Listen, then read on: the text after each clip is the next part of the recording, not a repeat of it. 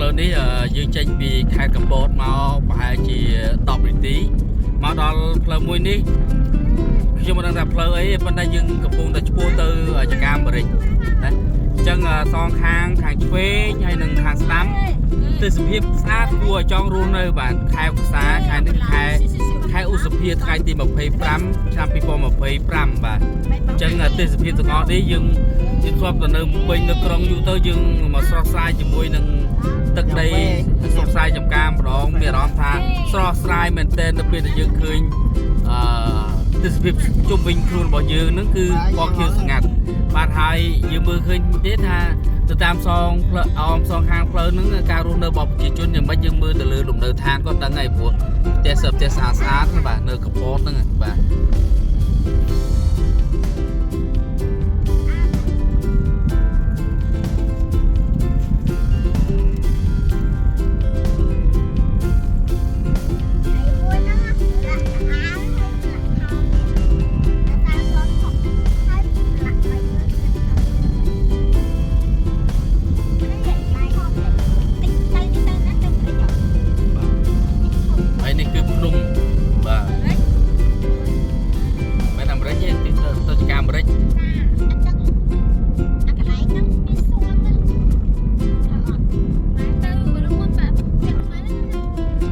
នេះសមាជិកមកកំសាន្តក្នុងឡានមកច្រើនឡានណាបងប្អូនមកប្រហែលជិត10ឡានតែនេះសមាជិកនៅក្នុងឡានខ្ញុំនេះHello អានេះឃើញកាមេរ៉ាសាយដាក់មកកាមេរ៉ានឹងខ្ចីញញបា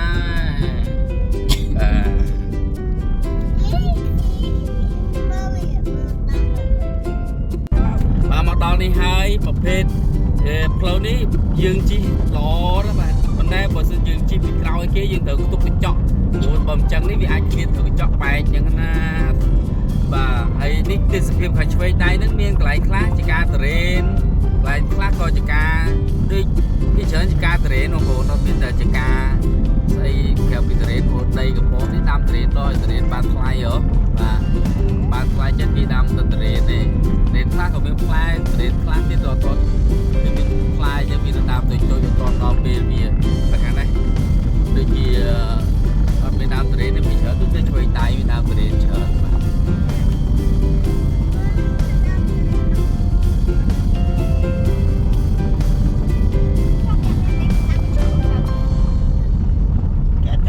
ដីគេអ្នកមានដីអត់មានលុយទិញដើមដាំ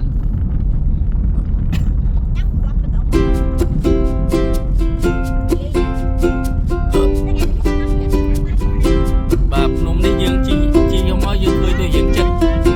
តទេតែយើងជិះចូល20នាទីឥឡូវតែអត់ទាន់ដល់ភ្នំនឹងទៀតភ្នំដឹងដល់ប្រហែលគីឡូពីហ្នឹងទេយើងដើរផ្លូវបាត់ហើយបាទឥឡូវជិតដល់ផ្លូវបាត់ហើយយើងចូលដល់ចកាអាមេរិកបាទចកាអាមេរិកដែលជាគោលដៅបងប្អូនខ្ញុំមកលេងទាំងអស់គ្នាគឺនៅចកាអាមេរិកបាទឥឡូវជិតដល់បត់ស្ដាំហើយបត់ស្ដាំឆ្វេងណាបត់ឆ្វេងអូខេអញ្ចឹងផ្លូវទាំងអស់នេះវាស័ក្តិសមជាមួយនឹងរថយន្តព្រុសបាទរថយន្ត logo បងនេះ logo បាទនេះចកាអាមេរិកអញ្ចឹងឡានម៉ាកព្រុសវាស័ក្តិសមជាមួយនឹងផ្លូវ off road អញ្ចឹងណាបាទ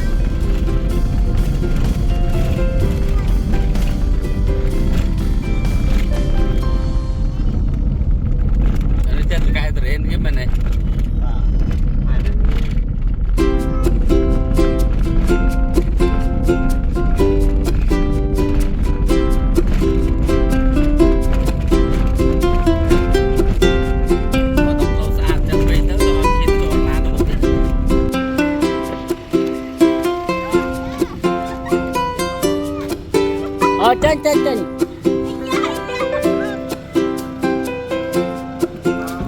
អ្នកធ្វើ vlog នេះក្មេងចេញញញ vlog អត់ដែរលើតែ chinh bốc đi của Lan đấy à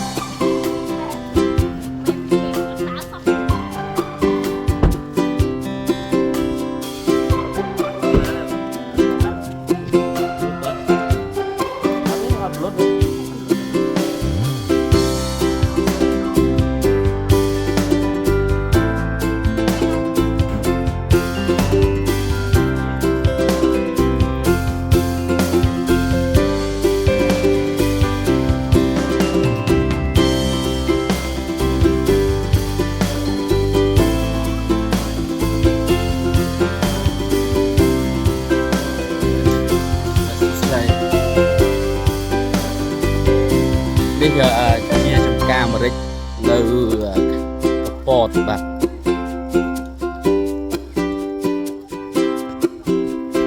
นี่คือปลายน้ำแล้วที่น้ำเราเป็นเลยอย่างดึงดึกใช้อันนั้นจู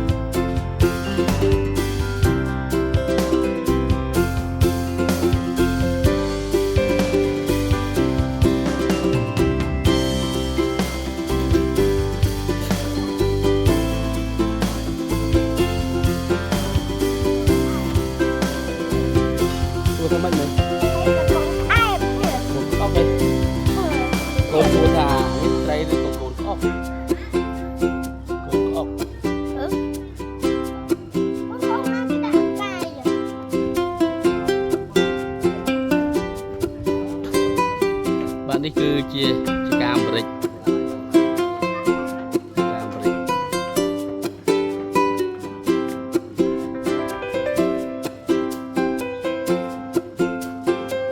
นี่คือคูเป็ดนี่คูเป็ด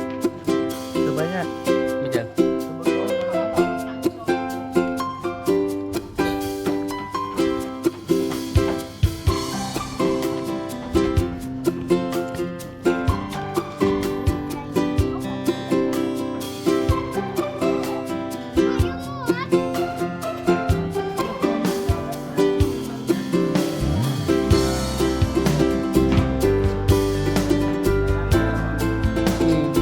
ดังของ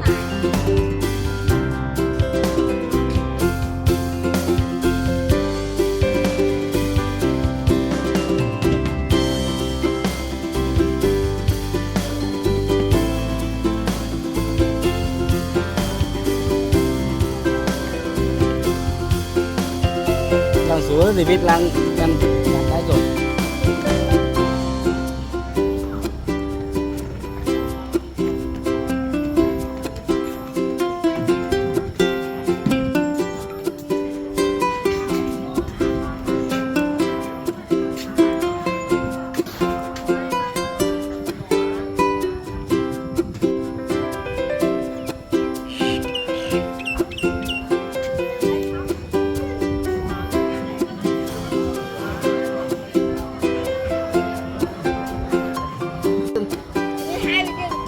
lại lưỡi mới chặt thấy em lười thân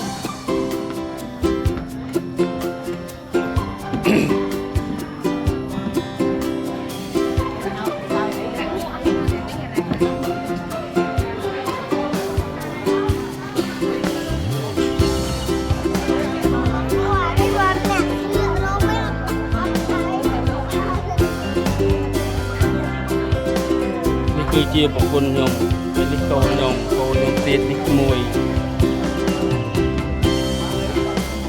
ส้มสุเพชรที่บ้านเนี่ย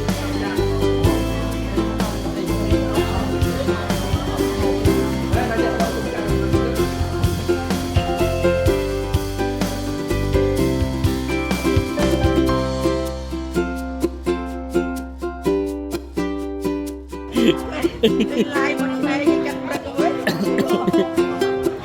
không bao giờ mình khai là ngày nào cũng mà nó ngất đi ngất tích